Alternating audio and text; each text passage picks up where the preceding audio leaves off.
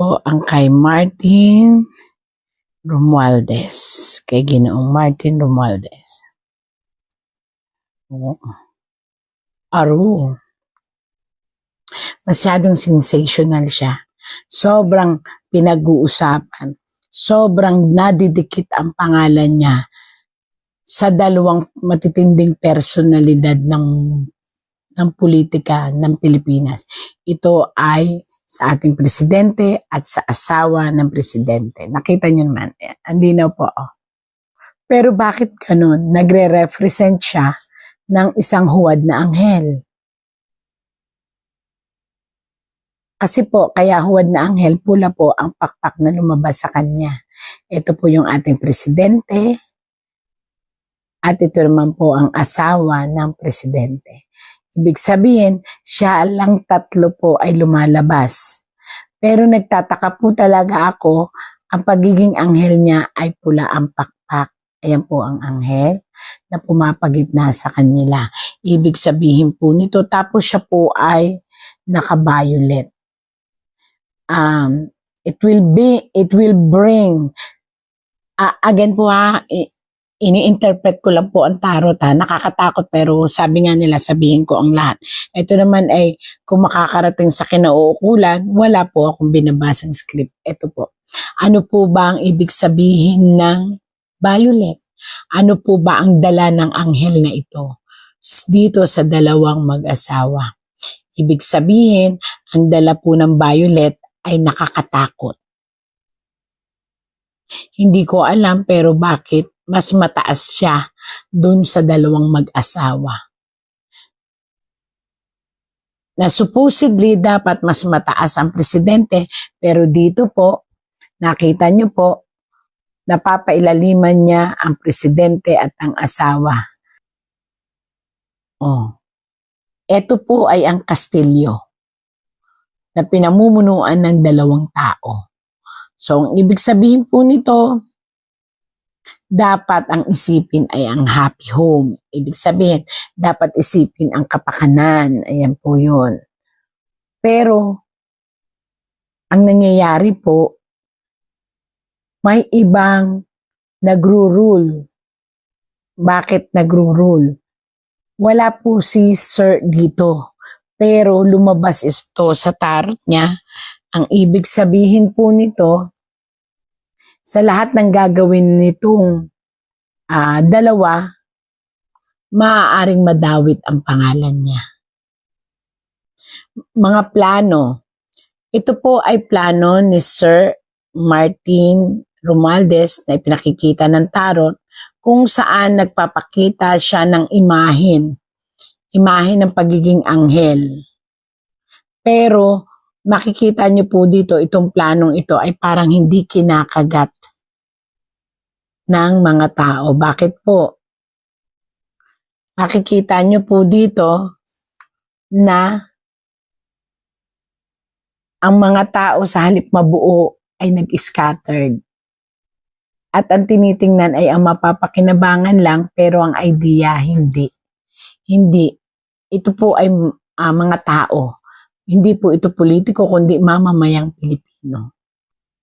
Ang iniisip ng iba, ito ay approach, pag-a-approach para mawala ang kanyang pangalan dito sa mga gulong nangyayari sa pamumuno ng babae at lalaki.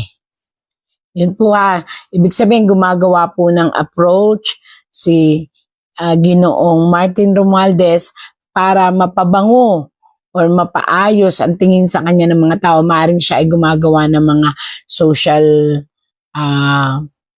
gathering or na para sa pangmasa o kaya ay pamimigay ng mga tulong sa mga taong mahihirap. Pero natanim na po kasi sa isipan ng mga tao. Kaya medyo delikado po doon. Parang pag-isipan po, ayan po, pag-isipan ang bawat galaw kasi nga you cannot please anybody.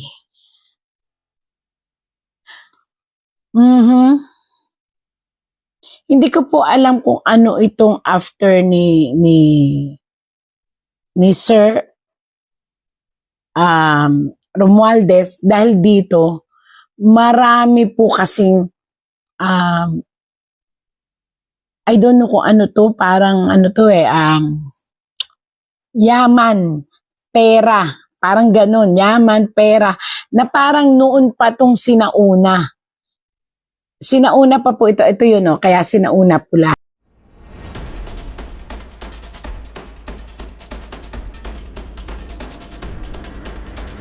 Pula yan.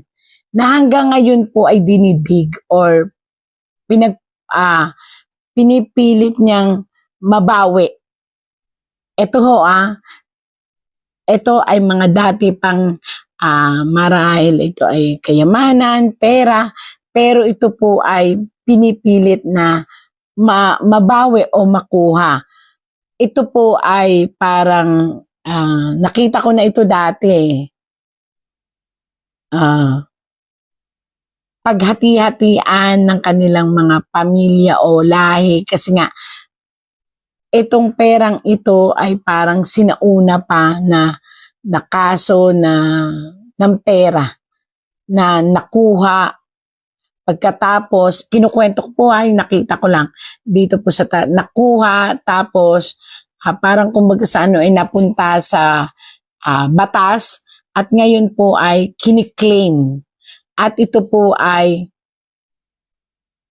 nakukuha na ni Sir. Kaya lang po, ayon po sa tarot, kinakailangan maghinay-hinay po ang ating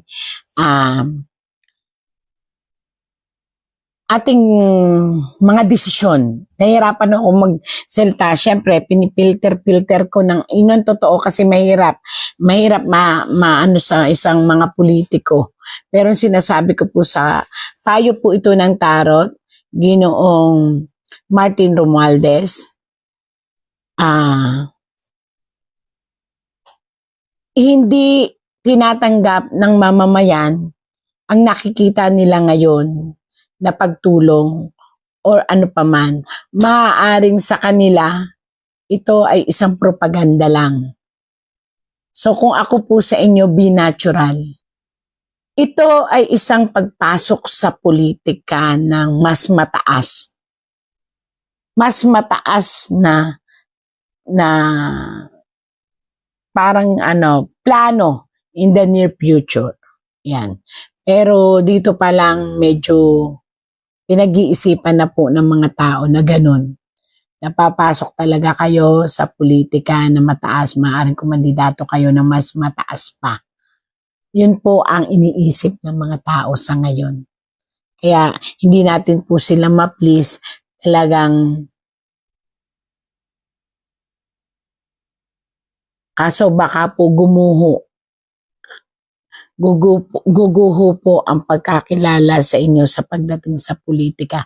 Kapag ipinagpatuloy nyo pa po, ito po ang sabi ng tarot, pag ipinagpatuloy nyo po na hindi ba makialam na patahimikin ang lahat ng mga patahimikin, ibig sabihin payuhan ang lahat. Hintayin na lang, manahimik na lang both side. Yan po ang sinasabi ng tarot. Hinihingaan po kayo ng malinaw na definition ng tarot na gumawa kayo ng isang magandang hakbang, hindi ang pagkakawang gawa, kung hindi ang mapaayos ang tore na nagiba o ang palasyo na ngayon ay binabatikos.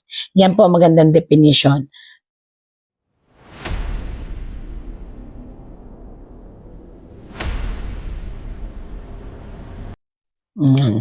Para masave po ang pangalan ng mga nakaupo at masave din po ang pangalan ninyo na sa ibang tao ito ay hindi nila sa mamamayan, yung ibang tao mamamayan, hindi nila ito tinitake seryoso ninyong ginagawa. Kung hindi may motibo kayo at pinaghahandaan ninyo ang pagpasok sa isang mataas na ambisyon ng politika, yun po ay sinasabi po ng isip ng mga tao sa nakikita nila. At ang laban na ipinagkikita ninyo ay hindi sapat. Kasi ang gusto nila talaga is maging maayos, mapayapa, at ang ipinaglalaban ng mga tao ay mamagitan kayo upang maibalik ang pinagmulan ng tampo o sama ng loob ng mga tao sa ating gobyerno. At ito po ay yung kiniklaim ninyo na parang ano po ito, yung mga dati pang pera siguro to o dating kayamanan na kiniklaim ninyo na nagkaroon ng mga kaso-kaso. Ayan naman po ay nakiklaim nyo na. Ayan, nakiklaim. Yung iba makiklaim na, yung iba naklaim na. At ito po kayo, pinipilit abutin ang isang tala na napakataas. Maaring dumating po sa punto na kayo talaga ay maenganyong tumakbo bilang isang mas mataas pa sa kung anong meron kayo ngayong posisyon. Ayan. At yun po ay magdadala ng alanganin kasi may mga tao na hindi natatanggap ng anumang eksplanasyon hanggat nakikita nila na itong sitwasyon ng ating gobyerno ay hindi maayos. So,